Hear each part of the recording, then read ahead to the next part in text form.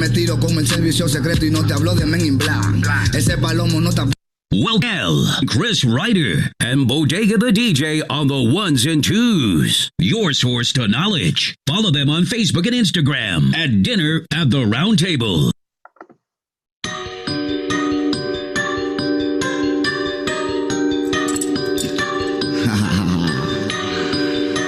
John Tribu. Sí. Lomina. Yo sí vengo de Lomina. El trabajo de los mineros. Siempre está parado en la esquina. A él no le importa lo que nadie piense, no le importa lo que nadie opina. Te vira por lo de él, no coge esa. Y por su dinero ya asesina en la esquina. La vaina se vende en la esquina. Tengo que buscarme dinero, porque yo vengo de Lomina. Estoy claro que tú eres un cuero barato, aunque a mí tu chapa me fascina.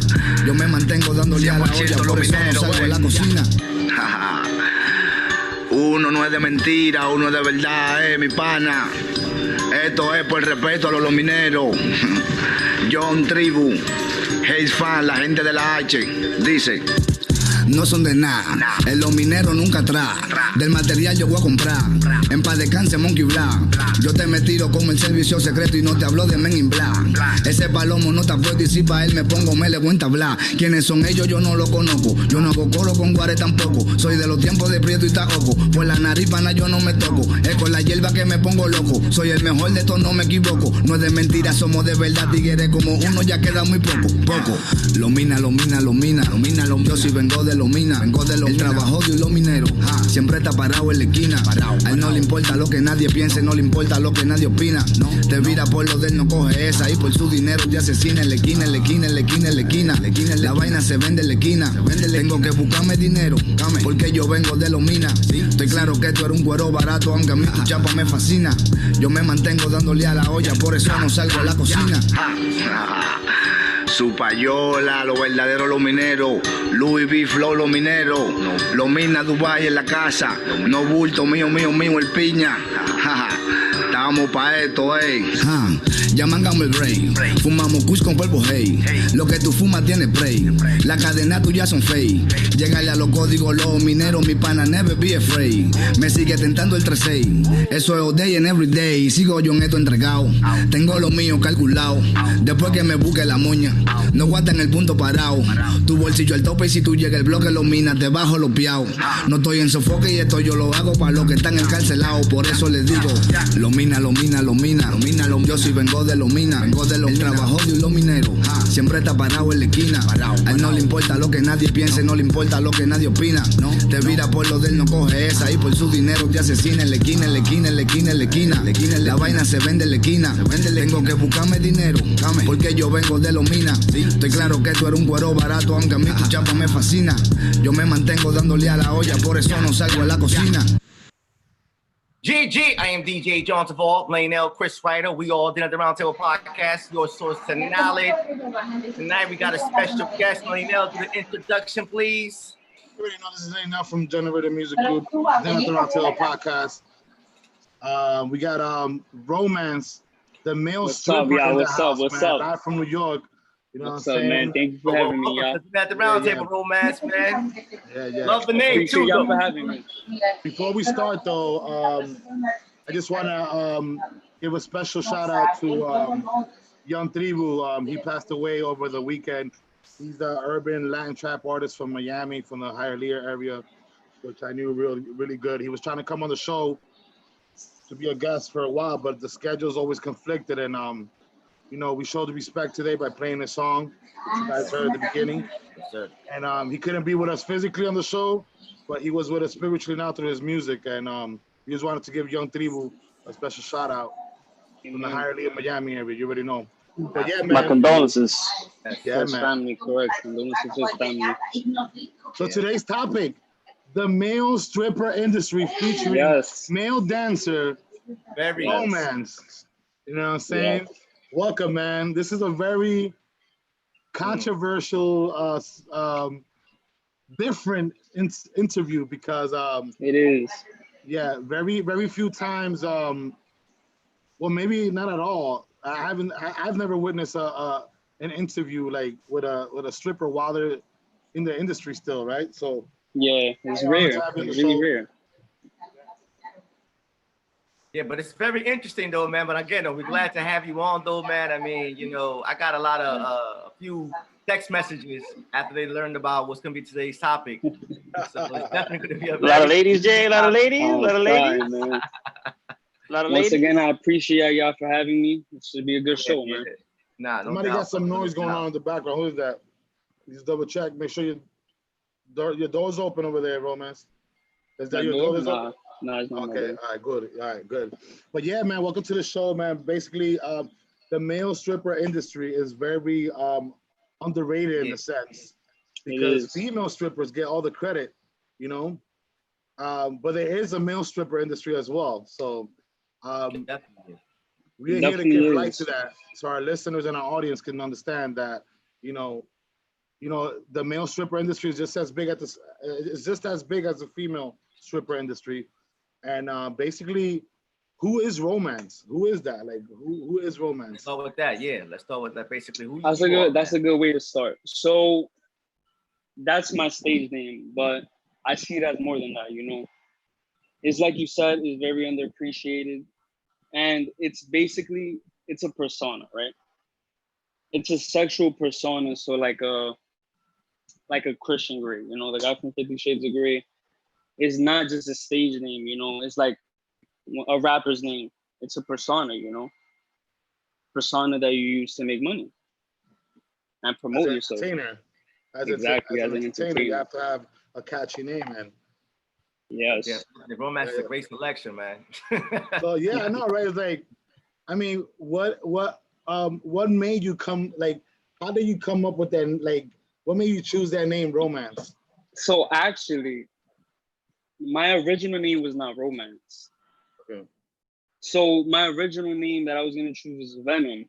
However, when I was gonna do my first show, the guy that I met, he's an old dancer. He told me that I had a more exotic look than that name. So he was like, why don't you choose something that goes towards like romantic? So I went with the name Romance and I stuck with it. It caught on and I just went with it. I kept it. Okay, all right. Wow, man. Because That name is. I mean, I can see how Venom could have been like kind of against like your whole. I mean, I know you personally, Exactly. so Venom doesn't fit you. Like, It doesn't fit me. Yes. You're a great person. That's You're like true. chill, relax. Yeah, you do got like that more aggressive, smooth, like like aggressive. Yeah, it sounds more aggressive, like just like you know what I mean? Like Yeah. like Nelson's stripper name would be Venom more than anything else. Oh I'll man. strip you, I'll slap you with my cock and my venom in your mouth. Like, Stop that. There's other things that'll slap people, but let's not get into Oh man, you guys are crazy. oh, So I got a man, question but for you, Romance. Though I mean, one thing I want to I always thought about this. What is it like to work as a male stripper though?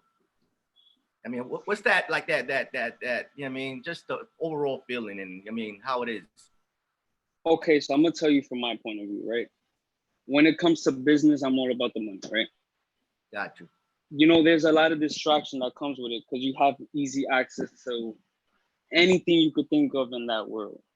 Money, drugs, women. So if you were to get into that field, you gotta make sure you're doing it for the right reasons. Because you can easily get caught up in that world. And it's the time sometimes can be inconvenient. You could have a show at 7:30, then you got to do another one. Sorry about that. I'm sorry. You could have a show at 7:30, then at 9 o'clock you got to be somewhere else, and it could be a 2-hour drive, and you got to find a way, to make it happen or come up with an excuse or something like that. So Damn. it's very underappreciated, like you said. Right. Definitely. Do you feel because of the culture though? Because I mean, typically more, because of the culture, males are the ones who are really looking for females opposed to females trying to get men. You know what I'm saying? Yes, be a little exactly. Yes, because of the culture, and I feel like at least in this generation, it's a little bit more open. Yeah. As opposed to before, I feel like before, I agree. If a woman was gonna book a male dancer, it would be more, like a shady thing. But now it's like it's more common now, I'd say. Yeah. Yeah. it They is, kind of definitely is. they're not as timid anymore. The ladies, huh? Yeah, exactly. You know, social media and things like that play a big role in it too. But let's take a little step backwards, just to give our audience and our listeners, which our audience and our listeners, they're very smart. They know they have information, but for the average Joe who's just tuning in, what is a male stripper? What's the definition of what is it? What defines a male stripper? What is that? Okay, so a male stripper, right? It can be confused, which in this case is not, with go-go dancing. Go dancing. Yes, because and usually in gay bars they're go-go dancers. So a male stripper slash male entertainer is way more than that. And it ties back to being underappreciated because you gotta be creative. You gotta come out with things that that grab the woman's attention. Things that have not been done before. Creative outfits. The music has to be tight. Your show has to be tight. It's so many things that tie into it, and it's a sexual fantasy that you're giving. That's a male entertainer. You're providing a sexual fantasy, and if you're forgettable, you're not gonna make money. You gotta be unforgettable. Make sure they remember you. Something, whatever you do, it has to be something that they remember you by. You get what I'm saying? So Yeah. So Wow. that's great. That's a great explanation. But let's just can you give us an explanation of what the differences between a male go-go dancer at a strip club is and what you do? I mean, you kind of already said what you do, but what's the difference between the two so that people so can get a better usually understanding? I'm gonna try to narrow it down. So usually with go-go dancers, they don't have a set. They usually just if they're booked in a club, they usually just dance on the bar or something like that. Okay, yeah, that's what I But think. with male entertainers, you have a set. It's usually, if there's a lot of dancers, you can have an 8-minute set. If you're not that good of a dancer, you can have a 5-minute set. But if you're good, you could get 15 to 20 minutes. But you have to fix up your music. You have to come out with a costume that calls attention, and it's not just dancing on women or anything like that. You actually have to show what you have. You get what I'm saying? You have to have. I feel like you have to have some sort of not really choreography, but some sort of movement, some sort of structure to your show, and have it aligned that it goes well. It's like you're telling a story through your I see. performance. Like some role playing type thing, like role playing. Yes, Like that, that's a perfect way to put it. It's What you basically said when like you role said it, playing. you gotta show them what you got. I was like, no homo. I was like, you gotta whip it out and slap him in the face or something. Like, I don't know what that. Yo, Shit, I what mean, the- shows do get crazy at times. So I know. when it comes down to that, But Right. yeah, yeah, that's basically the. I mean, I That's kind of had an idea already what the difference was, but I want our listeners and our audience to get an idea because things, those two things can get easily confused. yes, But definitely. what can. made you want to start a career in the male stripper industry? Like, Right. what made you start, want to get into that? Was it for financial necessities?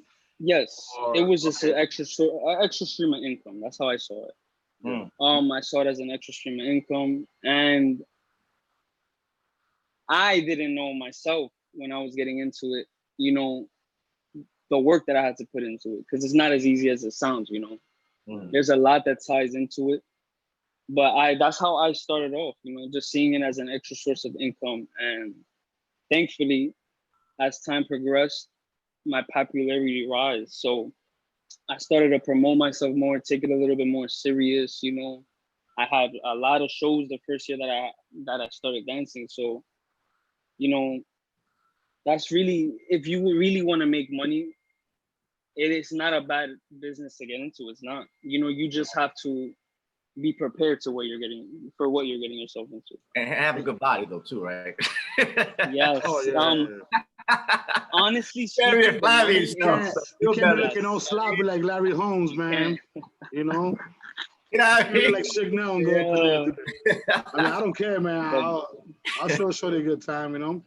Wow. I mean, there are dancers that can dance and their physique is not insane, but you have to have some sort of, image, like a sexualizing image. You get what I'm saying? To call that attention. It's a plus. Yeah. Yeah.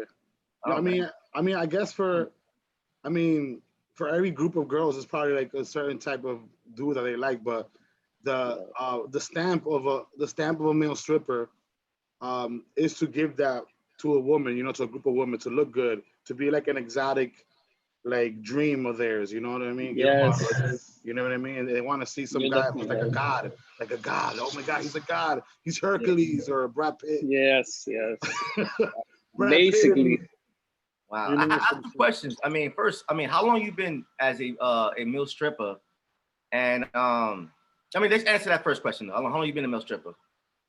I'm going on 2 years now. In February, I'll be 2 years dancing. Are you like under like an agency, or you like this self-employed? I mean, you just happy with just book you directly, or you go through like an agency or management? So I have a few agencies that find me parties, but I'm not tied to any agents. Oh, gotcha. I work for myself. Yes, I don't work in a set club either. So usually with dancers, they do usually have agents or like management and things like that. But me, thankfully, I have that knowledge of how to, and that discipline of how to set my schedule and know where I gotta be and when, and that business savviness. You know what I'm saying? So thankfully, I never got into that because it can be tricky with management. Yeah. I definitely can understand that. I definitely get that. Yeah. I mean, that's good that you're not tied to any like entertainment company. You can do your stuff independently and just give the person who gets you a party or a stripper gig, give him a cut, and then you keep of course. So I mean, I'm assuming that it's been plentiful for you, especially after you became popular. Thankfully, yes. I didn't think that I would, be as popular in a short amount of time as I got. But I think it's because I'm young and it was a new face. And I started doing so many shows in a short amount of time with big names that it just helped me, go up there and push me more. Also, I mean, you had the right approach because you affiliated yourself with big names, and then that kind of helped you get recognized, right? It definitely did. Thankfully, yes. Yeah, that's pretty awesome. What's one thing you wish you would have known before you joined the male stripper industry?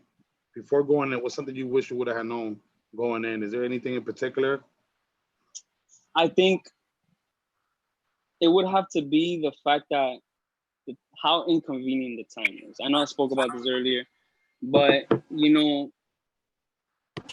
the time can be very inconvenient sometimes. It's like I said, you could be at a show at 7:30 and you could be running late from the show before that, but then 2 hours or an hour and a half later, you got to be somewhere else. Like, you got to know how to really manage it. And in the beginning, it wasn't that much of an issue for me, but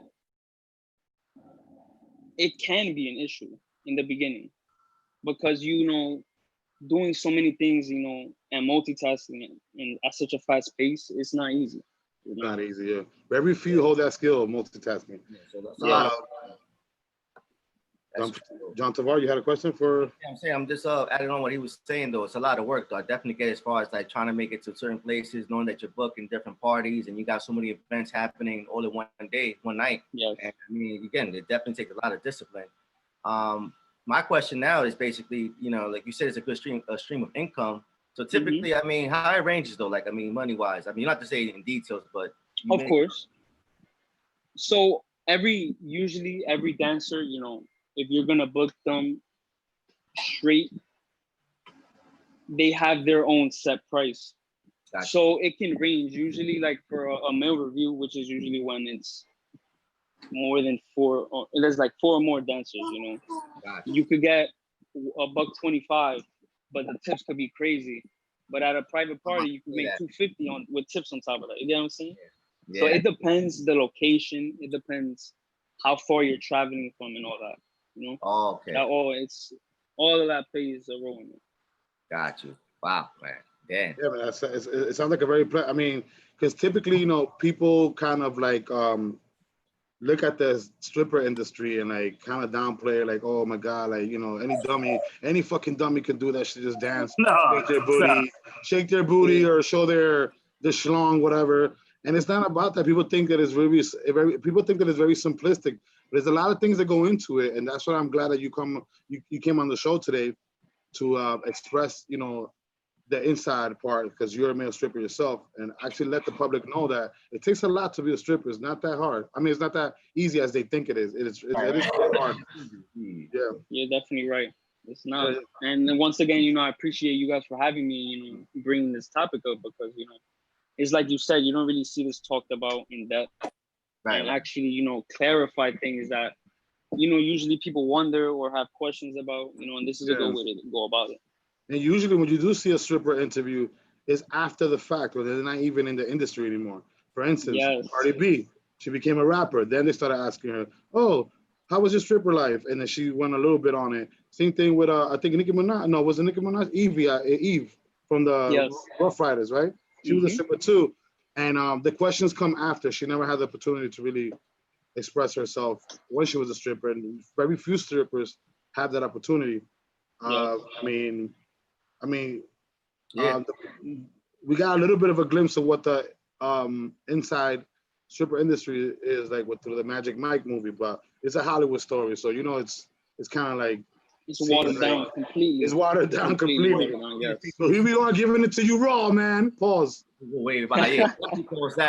Why Nelson? You want to be Magic Mike or Magic Nelson real quick? That's what it is. Magic Nelson. Hey, man, Magic No. His stage name's gonna be Nelly No. I can shake my belly. I can shake my belly like what's the guy's name? The Irish guy from Austin Powers, the big dude, was his name? Get in my belly. That bastard. Get in my belly, baby. I'll strip for you. Yeah. I'll strip for you for a piece of chicken. Oh man, but speaking about bodies, whatever. I mean, how do you maintain your body though, Romance? I mean, it's not, it's not easy, it takes dedication, because it's a job of its own, because you got to have the diet. Gotcha. You can work out all you want, but if your diet is not right, you're not going to look how you want, The diet, making time for the gym and for the workouts, because, after time, your body gets used to something. You got to add more to it and more to it. So it's definitely the time. And doing it at constantly, at a constant rate, because, you can't work out let's say 3 times a week for 2 years and expect to look or go for a certain look if you're not putting the extra time in. You get what I'm saying? Got you. And you have to promote yourself. So, it's not just dancing. You got photo shoots. You could get your modeling gigs and things like that. So you definitely always have to be working out always. Yeah, like a curfew time when eating though. I want to just make sure, how does that your diet though? When you say diet though, how does your diet? So is my diet I usually don't have any sugar. I'll have maybe, if I'm craving it, I'll have one cheat day out of the week. Oh, okay. If I know I'm a drink, I'm gonna be taking a lot of carbs, so I'll eat something beforehand. But my diet is usually very clean. I think the question John Tavar was trying to ask was, are there any vegan strippers out there? There actually are. And it's crazy. Yes. I have tried vegan diets, and it's not hard. I mean, it's not easy because, getting the protein that you need is harder because, you're getting less of it. But at the same time, the results are amazing. But it's not easy. Yeah, I agree. Yeah. I mean, like you said, believe it or not, at one point I was a wellness instructor, Chris Ryder, just in case you're wondering how I used to be so sexy. But the whole thing was that's one of the things that you said earlier that caught my attention. When I used to work out, when I was really into it, I remember that you have to change your workout cycle at least every 60 to 90 days so that your muscles don't get used to the same routine. Yeah. You know what I mean? So if you're doing incline and decline for 60 days, just go straight for just straight flat bench instead of, you know what I mean, for the next 60 days after you're done with the first routine. So you always got to switch it up because you don't want to get your muscle gets used to certain routines and certain workouts, and then it gets kind of like stuck on that. And then if you don't switch it up, you won't grow anymore. You'll stay the same, and you got to constantly always come up with new workout methods. So I'm glad that you explained that. Yeah, for sure. And it's a hard task, but what is your biggest failure and what do you learn from it in the male stripper industry? What has been your biggest failure and what do you learn from it? That's a good question. Yeah. In the industry itself, In the industry and just you as a person, bro. You could just me as a person. I think the biggest me as a person, it was shooting my shot with the goals that I had and missing. But thankfully it doesn't haunt me because, I understood that, there's always other things, what if it wasn't meant for me? And I found other things that I found interesting. So, it doesn't bother me like that. But if it were to be in the industry,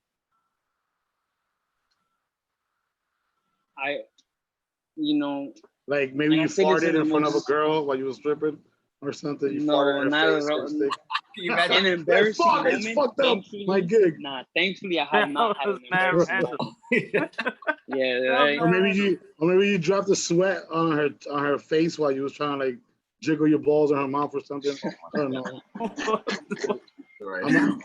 Man, damn. I mean, not to sound cocky or anything, but I really can't think of an embarrassing moment. Just the word cocky fits right in with today's subject because we're talking about strippers, male strippers for that matter. But yeah, I mean, you don't recall anything when you were starting that could have possibly been a failure, but you turned it into a positive thing and you learned from it. That I learned from it? Oh, I can say maybe my first show, it was like kind of like I was just thrown out there. I didn't really have an idea of what I was getting into. So my entrance, you naked. You're like, oh shit! Not ready for this shit. You had that deer in the headlights look like. Yeah, I'm crying. No, it was like that. So usually dancers have an entrance, right? Yeah. And my entrance was horrible. I was clueless because I didn't really know what I was doing. But then I got into it and things like that. It's things like little things like that. I would say my entrance, my creativity and things like that. That all came and started falling into place the more that I did shows. So basically, you learned that the biggest failure was not being prepared, and then you learned that not being prepared can be an issue in your industry. So the next time you came, you had the proper. I was fully prepared. Yep. Fully prepared. You were thrown out there. It's a learning experience. That's all it is. I mean, learning experience. I mean, you got your feet wet that day. You just thrown out there like a wild animal, butt naked, and you didn't know what to do. And you learned from it. That's all. Speaking of which, though, Romance, do you get nervous though before you go on a show? Before you go display yourself? No. The first few shows I did, but not like crazy nervous. Okay. But the thing is, you feed off the energy of the crowd, so. Right. You don't really think about it. You didn't have time to be nervous, I would say. Gotcha. But now it's just like I'm used to it already. So I already know what I'm getting into. I already know you never know how a show is gonna go, but you have an idea of what to expect for the most part. Okay. Gotcha. What's the craziest? I'm talking about off the wall shit. That a female that you were stripping for or at a party that you was working at. What was the craziest thing that ever happened to you on the job? Oh man, a lot of stories. I know. I'm pretty sure you have a lot of stories, but just share. This is the juicy part. We asked all the former questions first, but we're gonna get to the nitty gritty, man. This is the part that's entertaining right now. That was a good question. So there was this. I think this would be my because I didn't expect just to let you know. Don't hold back because we are an explicit. X-rated podcast. Don't worry about it. All right, cool. So, I was doing this show with a female dancer. She was downstairs and I was upstairs, but there was like 15 guys, but there was 2 girls, right? Oh shit. There was 2 girls. So I was upstairs with the 2 girls, and to make it more fun, because if it's just 2 girls and I'm dancing for them, it's kind of like it's whack, So what I did was, while I would dance on one, I would blindfold the other. Oh. Yes. So they wouldn't know what I was doing to which, and then they could talk about it when I'm done dancing. Okay. So the one that was getting married, I was dancing on her, and she was a little drunk. So I was already, I had my shit out. I was already naked, and I didn't hear yet because they warned us after.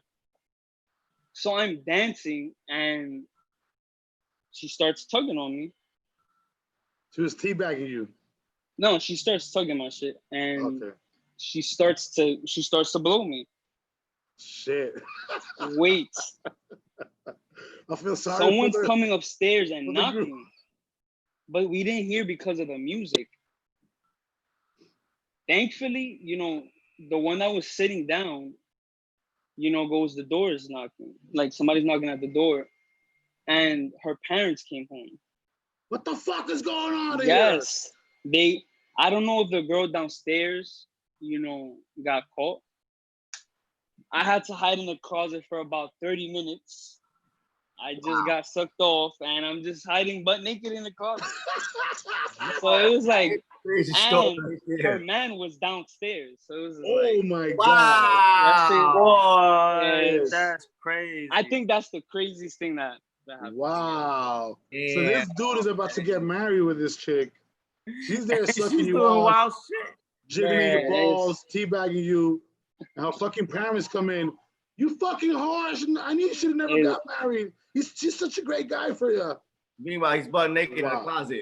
That's fucking insane, right I there. didn't get caught. I'm not sure. I don't think that the female dancer got caught. Got caught. They would have sent us out. She could have, yes.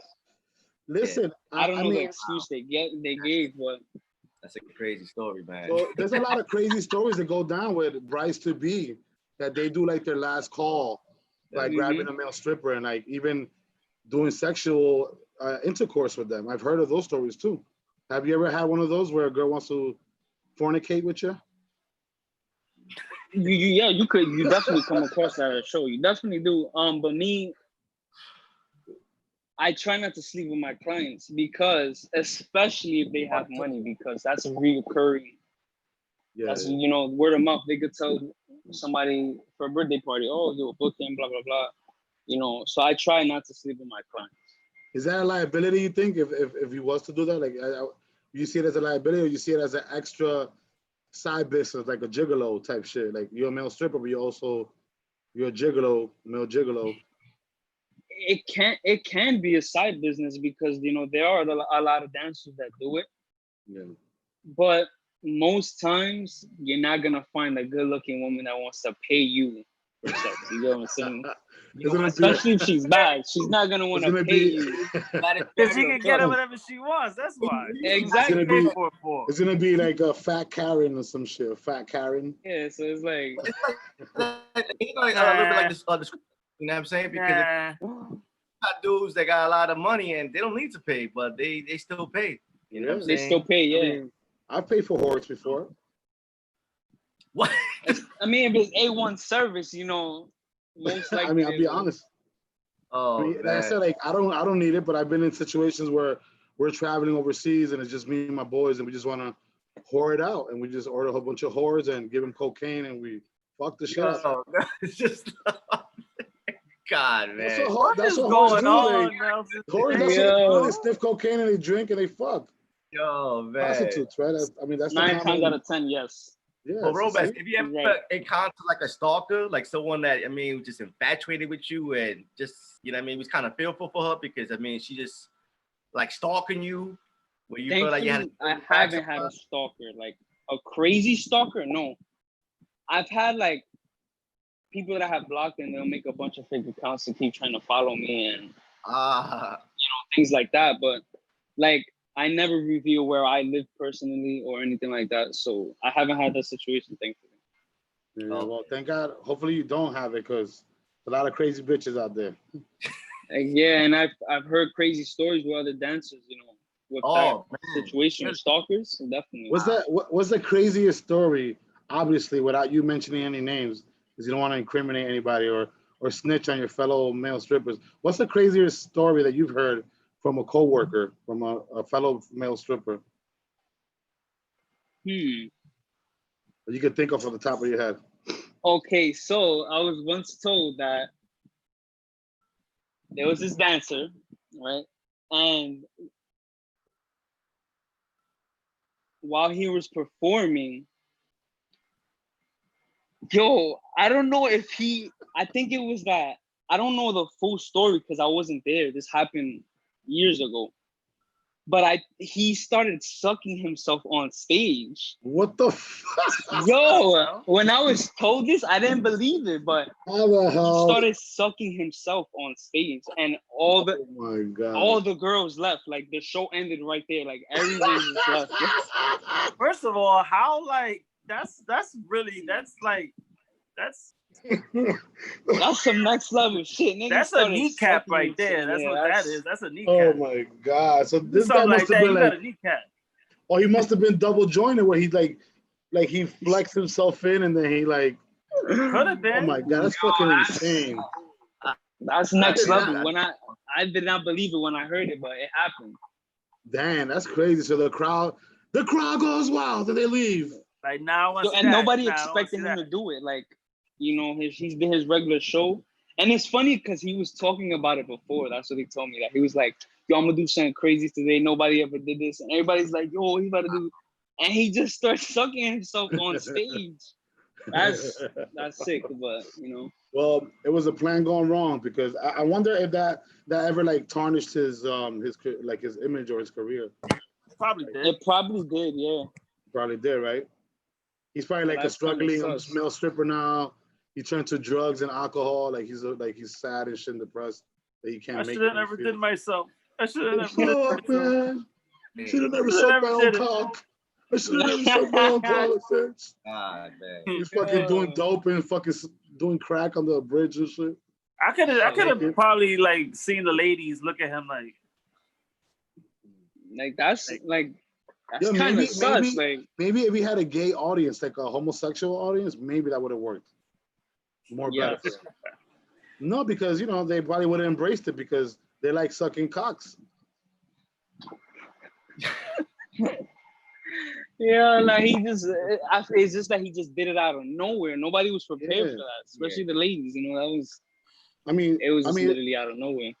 Being real though, a homosexual crowd would have probably felt it because they like doing oral sex with each other. So that's what I meant. I didn't mean to be like, I don't want our gay audience or listeners to come attack me, try to take me off the air because of that. What I meant was, because that's your guy's oral preference, it would have been easier for him to do it in front of a gay crowd.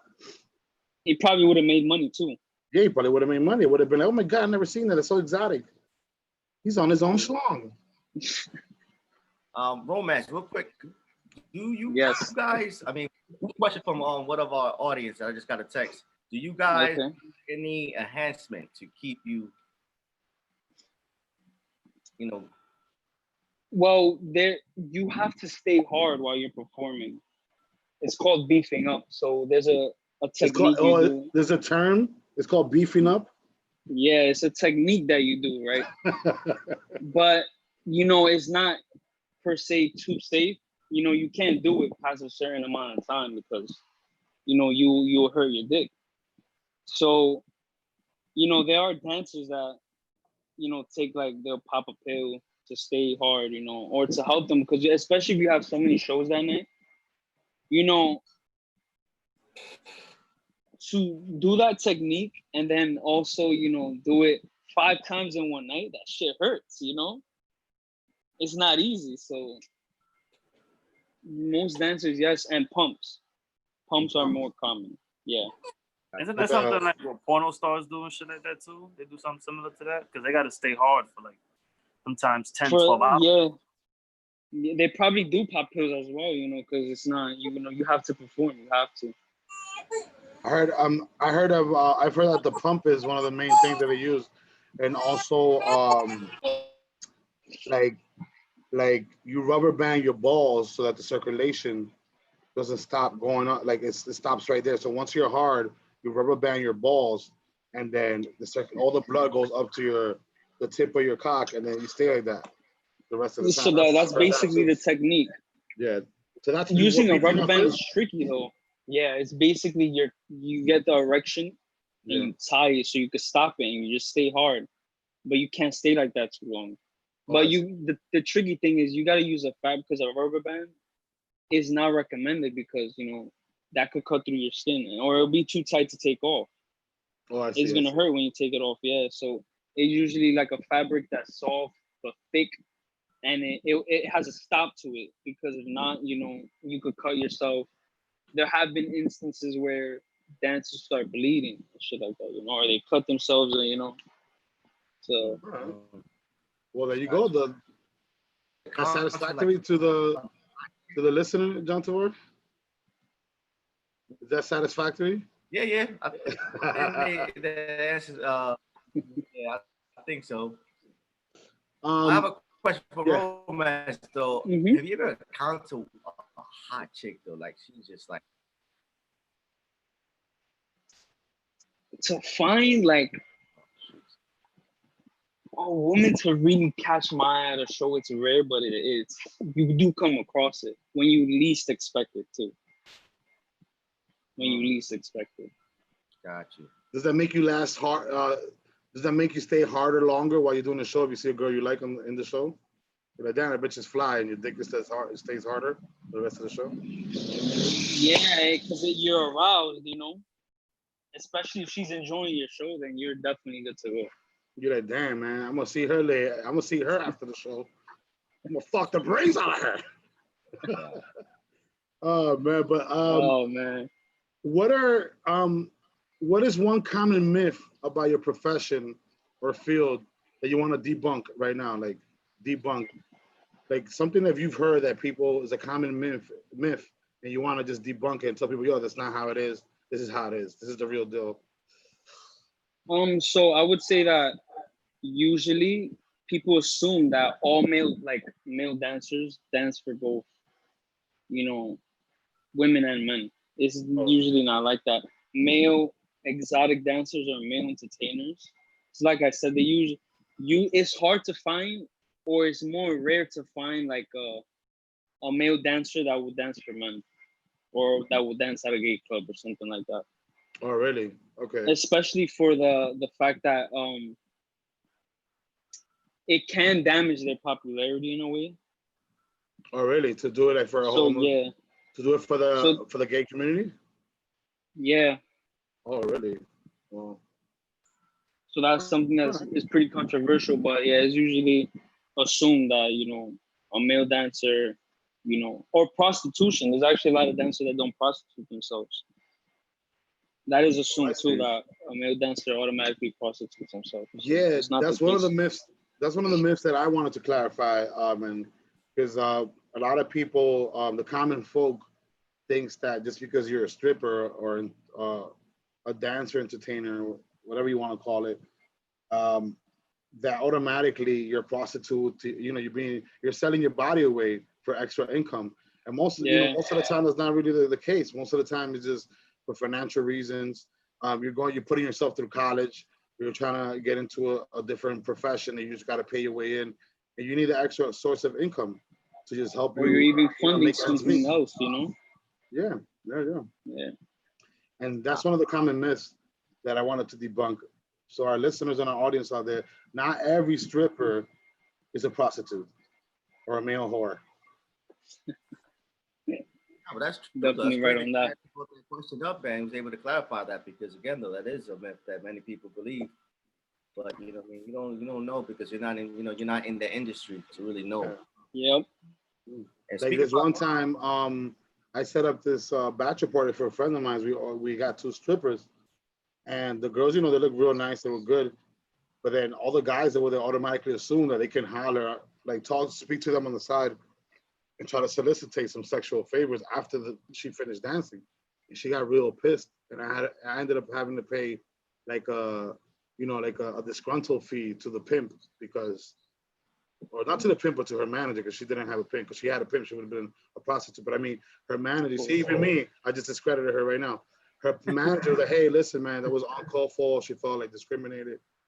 They were trying to like solicitate sexual favors after she danced. That's not what she does. She's really an entertainer, not a prostitute. And she, Yeah, there can be people that get offended by that. Yeah, cool. Yeah. She was actually putting herself through med school. That's the reason why she was doing it. Yeah, She had a regular job. I've met strippers like that that's done that. Yeah. So I mean, you gotta get in. You gotta get in where you can. If you have a special skill set, and you know how to dance, you want to entertain people, you like to do that, just to get to a different objective, you fuck it, go ahead. By all means necessary. Exactly. Mm-hmm. And that's the thing that's like the most annoying thing is like if somebody chooses to do that, that's they like they want to choose to do that. Well, who are you to judge? You know what I'm saying? Like, who are you to judge? Not everybody's perfect. You ain't on a silver horse or a white horse or whatever. You're not a saint. Silver horse. So for you to judge somebody else based on what they want to do with their life, that's to me that's just wrong. And strippers shouldn't be held to that standard of just because you dance, you do this for money, that you're automatically bad or something like that. Yep. I was dating this girl once. She was a registered nurse, and then maybe it was like 6 months into our dating relationship, whatever. And a friend of mine recognized her, like, hey, I know that girl, the one that you're dating. I was like, yeah, what's up? She used to work in this place. She was a stripper. And I was like, okay, what's the problem? You don't feel bad about that? I was like, no, I mean, she's a registered nurse now. She could have been working to pay for that. She's a registered nurse now. And, I never judged her, but like a lot of people do that, man. They judge people because of that. Right.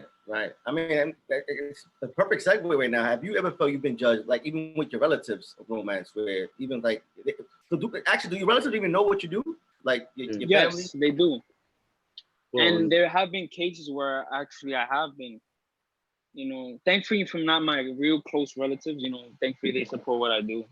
Some even promote me, and that's a cool because, that's rare to find, especially, having a support system, especially within your family with this, kind of line of work. But there have been times, but, thankfully, I have a strong mental, so I wouldn't let it get to me or anything like that. Yeah. I mean, the key to have that strong mental, especially in that business. Yeah. Mm-hmm. You definitely have to have a strong mental in this business. No, definitely. And that's one of the things that, it can either make you or break you if your family supports you or not, or your family, your peers and your friends. But at the end of the day, you got to do what you got to do to survive, So not letting outside influences bother you is the key to your success in anything that you try to do. A lot of people, most of the most successful people in the world have been told, no, you can't do this, or that's the wrong way to do it, or you're never going to make it, or they've been shunned, right? And then boom, next thing you know, it works out for them because they don't let the ridicule influence their determination. You know what I mean? So only the strong survive. Only the strong survive. Only the strong survive. That's a fact. Who are 3 people who are very influential to you, in life in general? It has nothing to do with your stripper industry. This is just so we could give a different perspective to our audience and our listeners about you, so they don't only think that you're just like this, jock male stripper that just knows about stripping. You probably have like a very prominent person in society that you look up to, You're right. The 3, so 3, the top 3. Top 3 would definitely be, one would have to be my mom. Yay! Shout out to your mama. Shout out to your mama. Definitely would have to be that. 2, it would have to be a close high school friend of mine because he supported me through whatever I wanted to do. he stuck through it. And the third would actually be a dancer that I met. And me and him, we bonded and we created a good friendship. And he supported everything I had to do. He actually genuinely helped me out with a lot too. So, I'd say I could give credit to him with a lot of my success as well. Listen, man, I mean, I'm kind of shell-shocked right now that you told me that, because typically someone else would have spoke about a celebrity or somebody who's popular in the public figure, but you automatically resulted to say that the most influential people in your life has been your mother, a high school friend, and a male stripper that actually works with you. So that's great that you have those principles in you. You didn't automatically result to like a favorite actor or a favorite rapper or a favorite politician. You said my mama, my friend from high school, and my male stripper. You know what I mean? That's great. So I was surprised that you even said that. I wasn't doubting your kid, but I was surprised, I'll tell you. On you. No, but it's always people that's always close to you, though, that you really truly admire more, because you have more of a intimate relationship as far as like, personal relationship. You know what I'm saying? You know them. So I definitely get especially, it. if they support you and, they see you at your worst. And it's just a lot better, when they support you through that. You get what I'm saying? So that's always good. Quick question. Has your mother ever been to one of your shows?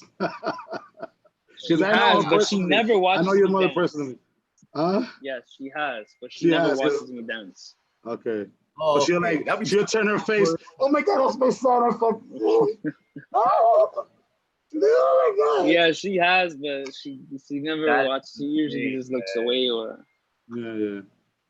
Well, she'll have like a serious. She'll be having a serious conversation. One of the attendees, like, yes, my son. I'm not looking over there, but I know he's doing this thing. But how the Yankees doing there? And then you're like dancing to the side. Oh man!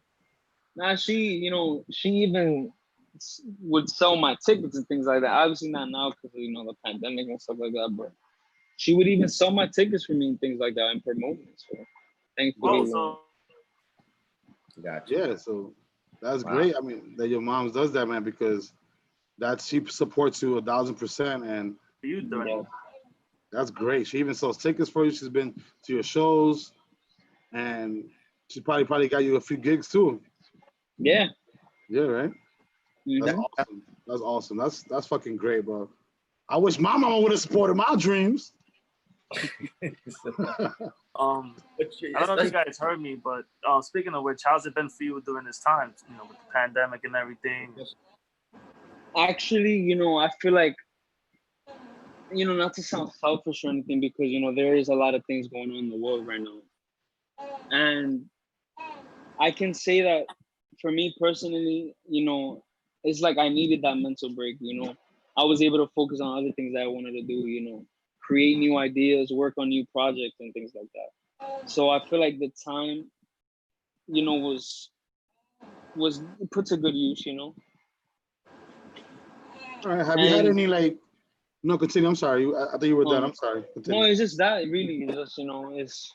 Yeah, because that was such a social setting that I know that was bartenders, strippers, comedians. That was something that was it hit their pockets hard. So yeah, especially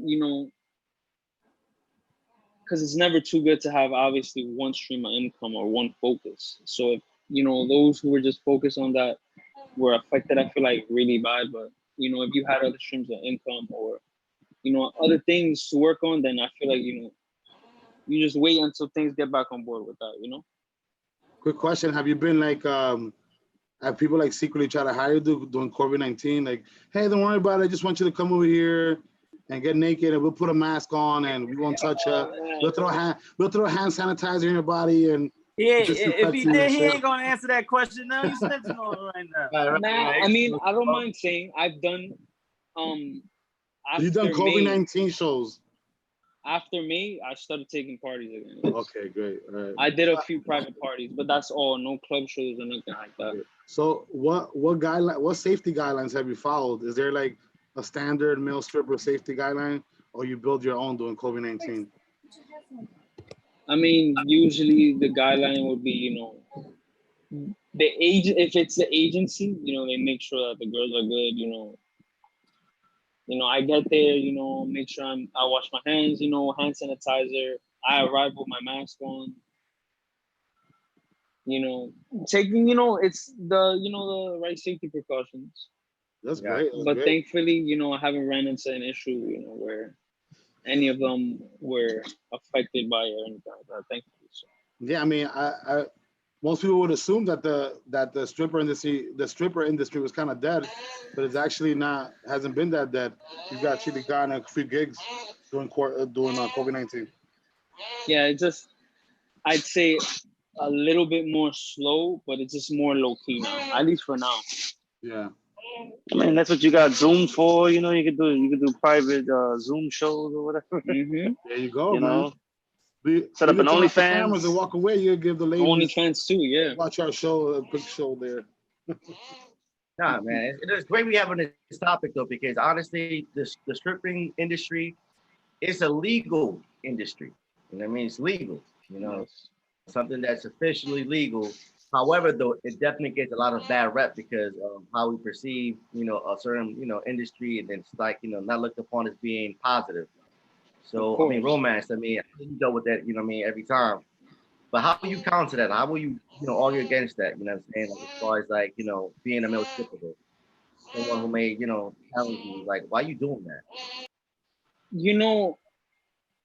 It's like I said, I have a strong mental, but I feel like people are usually assume, the assumptions are usually, how the human mind works. People assume to things they don't know or are afraid of what they don't know. Gotcha. So I usually just try to educate people to the best of my ability, really.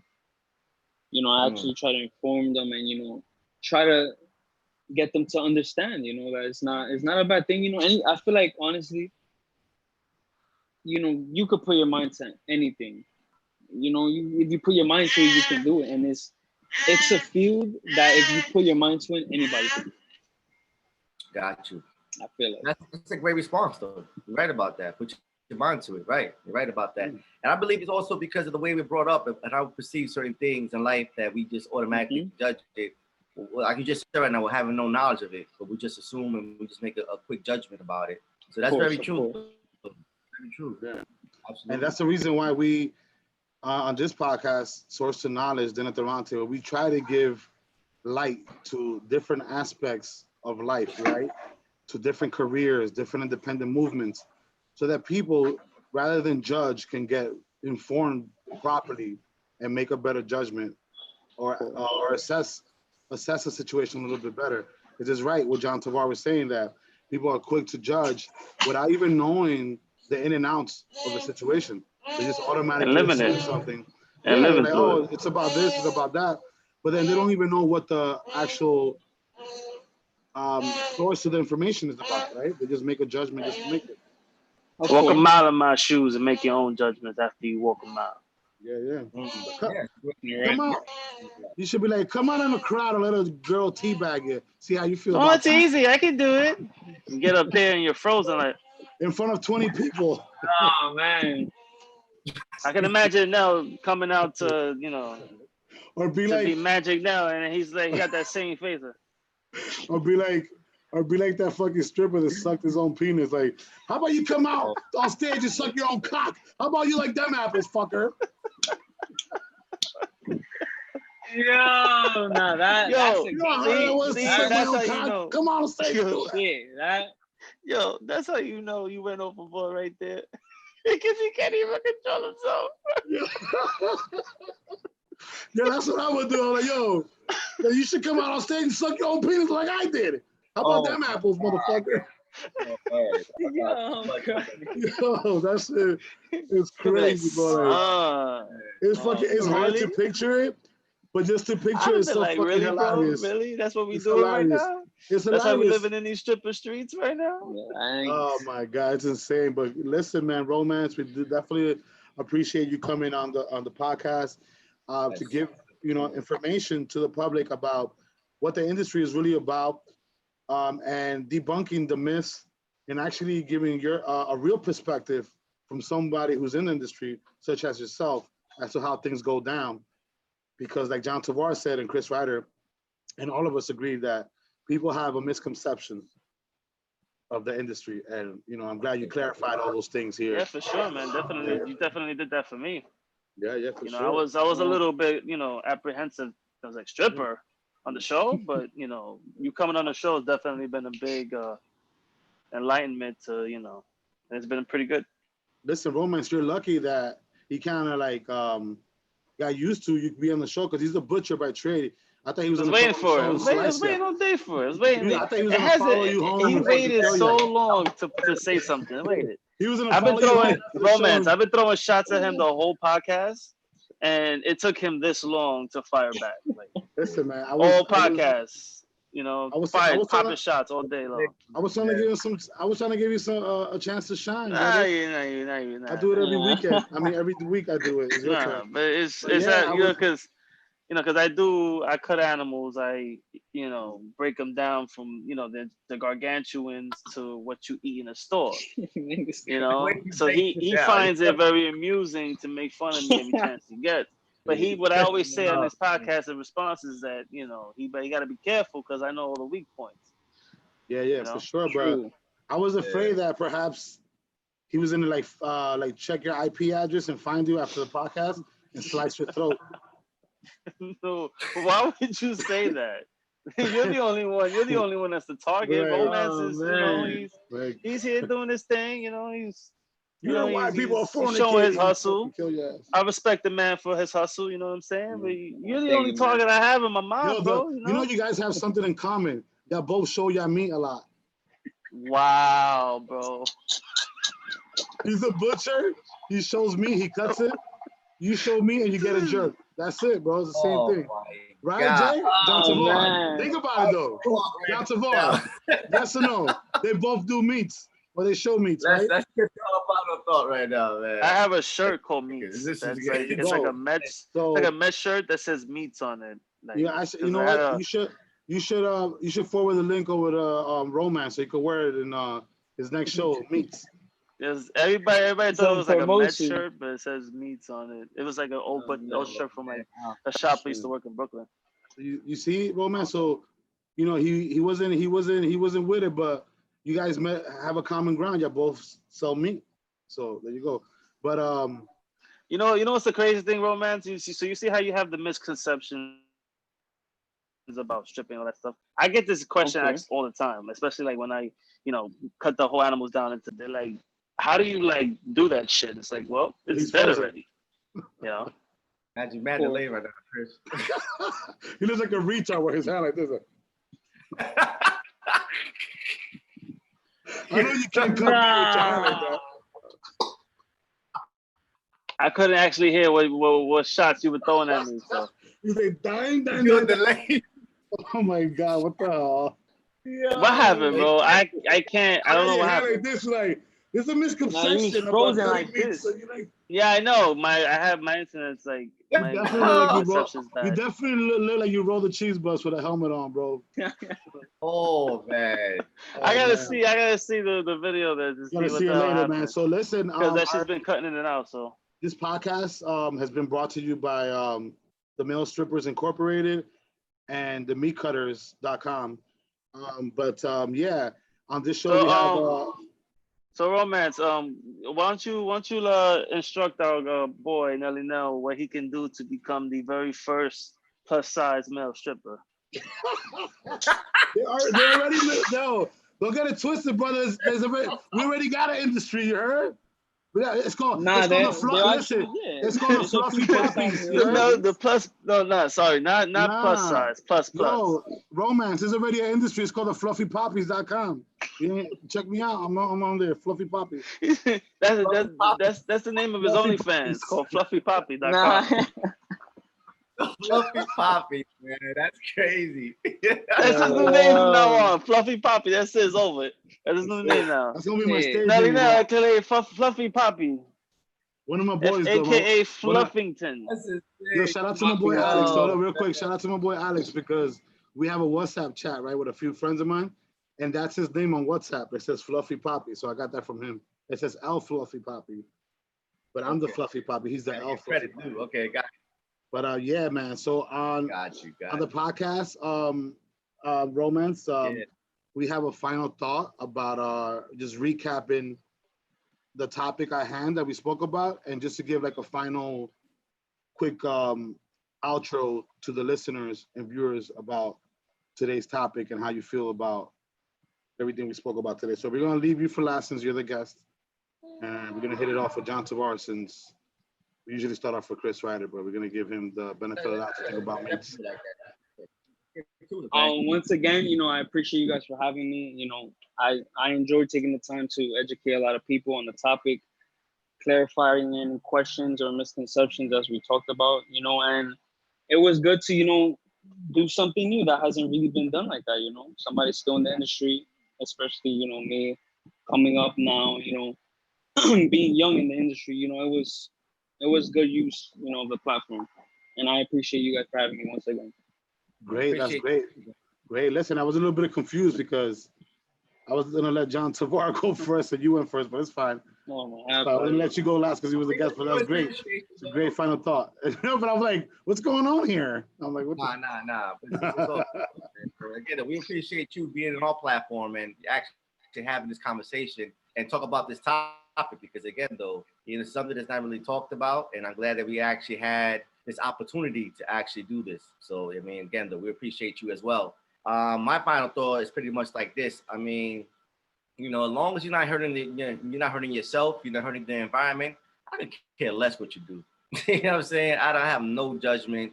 I don't fall into a trap as far as culture, as far as like what should I look at as being positive, what should I look at as being negative, what's degrading, what's not degrading. And I don't see any wrongdoing of what you do. And it's a thing that I'm definitely glad that we actually have this certain topic and bring it to this platform, at Dinner at the Roundtable podcast, because it is your source of knowledge. And hopefully our listeners, our viewers were able to gain more insight about this industry of being a male stripper. So that's my final thought. Chris Ryder? To each his own, man. Hustle hard, hustle your own way, man. That's your life. You live it. Whatever you choose to do with it, that's on you. Like John Tavares said, I completely agree. As long as you're not hurting yourself or anybody else, do whatever you want to do, man. I feel like our society, we like to judge. We like to say what's, the right path, and you have to walk that path. And, we're America. We're supposed to be a place where we accept everything and everyone, whatever you want to do. I commend you, my brother, for coming on the podcast and, just being real about your industry, man. And, I just want to say, continue hustling, man. Continue doing your thing. And, like I said, man, to each his own. Thank you, man. I appreciate it. Yeah, man. So Romance, man, definitely appreciate you coming on the show.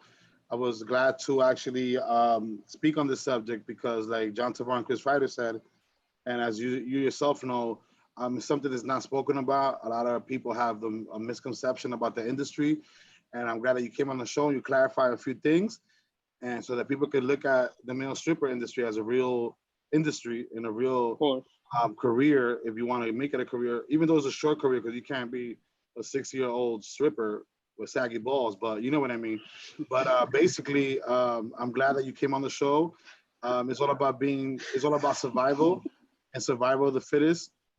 And if you find something that you love to do and you can make money off of it to help you advance in another field in your life, then go ahead. More power to you. As long as you're not hurting the environment or hurting other people, hurting yourself, or slapping bitches with cocks in their face, that's great. I love it. But we gotta call this the Saggy Balls podcast. I think the Saggy Ball podcast.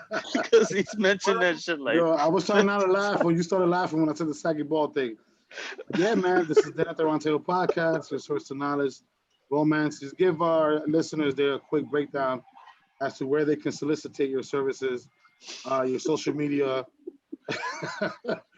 your social media drop downs, and how can they get in contact if somebody wanted to teabag you or watch you strip? How do they do that? And drop your OnlyFans too, so they can know. No, I mean, OnlyFans. There might be some listeners and viewers that might want to They might have Yeah, like man. a bachelorette party coming up. They might want to see you, but you might have like a group of like, homosexuals want a contract. I don't know, whatever the case is. Just give you a breakdown there. No, because people from all likes like having a stripper perform for them, right? Right? Is that right? He's right. Yeah. It doesn't matter what the sex. It doesn't matter what the sexual preference is. Some people like to see male strippers, some female. So just give your credentials there so that people can actually solicit services from you and also check you out on social media. My Instagram is I am romance 1, and my OnlyFans, if you're into that, is at I am romance. Twitter at I am romance 1. That's really all I use. Okay. So Twitter, Instagram, OnlyFans. So on your Instagram, if somebody wanted to hire you for a party or something, that's the best way to go, like through your social media to get your contact? My social media. You can just show me a DM, Okay. And I'll get you don't have to go Romance, through an before agency you or leave, service to get you. Before you leave, you gotta send a link to Nelson so he can set up his OnlyFans for the Fluffy Poppington. The Fluffy Poppington. The Fluffy a tutorial on how to set up an OnlyFans. Yeah, the tutorial so he could get all his, all his female fluffies to check out his fluffing poppy fluffy. I'm gonna jiggle my belly all the way through. All day. Gonna have donuts and baby back ribs and singing the Chili's theme song. That would be, listen, Romance, I think that would be good for my set. I think that would be good for my set to come out with a thong on, right? And then with a big like rack of fucking ribs, dancing while barbecuing the ribs down and fucking eating that shit. Oh. Hey, it's like you said, every woman has their preference, so you could make money off of it too. Why not? Yeah. Maybe I'll come on. I'll slap some pork chops in bitches' faces or something. I don't know, something. Wow, bro. Throw a Twinkie at them. Here, I love you. Or cover myself up in whipped cream and shit. Like, oh, eat me, baby. With a cherry on top, you fucking cherry on top. Fluffy Poppington over there.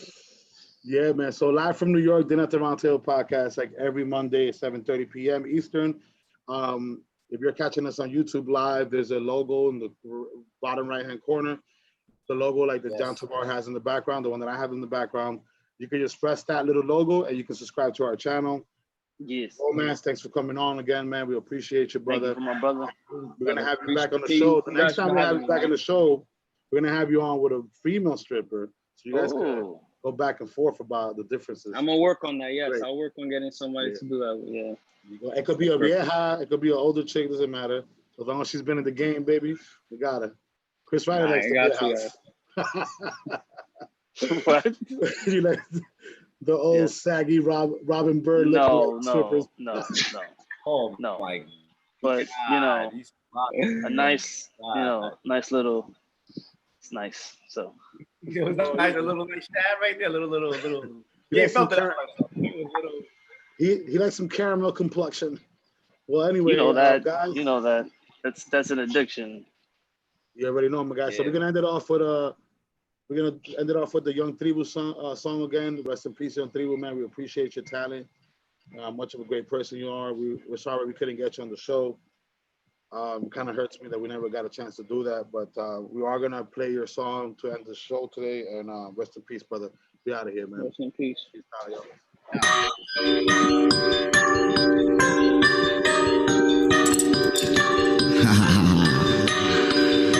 Young Tribu. Sí. Lomina. Yo sí vengo de Lomina. El trabajo de un minero. Siempre está parado en la esquina. A él no le importa lo que nadie piense, no le importa lo que nadie opina. Te vira por lo de él, no coge esa. Y por su dinero te asesina en la esquina. La vaina se vende en la esquina.